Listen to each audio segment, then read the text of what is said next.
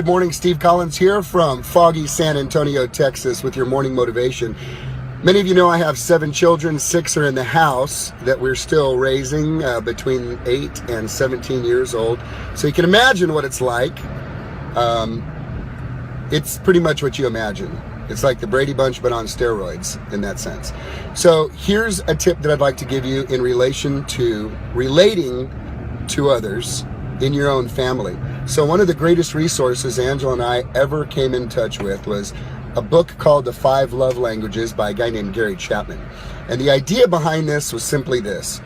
There are 5 distinct ways that people generally will experience a feeling of being loved if one of these things is happening to them. Now, all of them have some effect, but one of them has a major effect on them for the most part. And those are words of affirmation, you are awesome.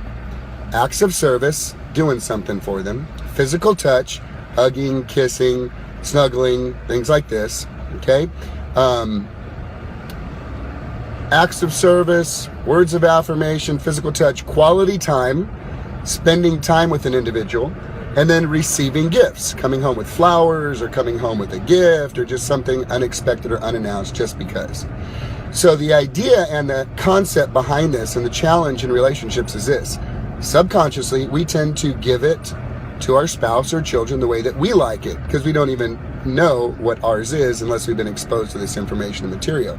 So for instance, if my love language was physical touch, then I would be hugging all my kids, hugging my wife, looking for love and just, oh man, I love you guys, because I'm wanting to demonstrate love to them, giving them love with this natural assumption that because that's the way I like it, so I give that to them. And the truth of the matter is, several of my children are not physical touch.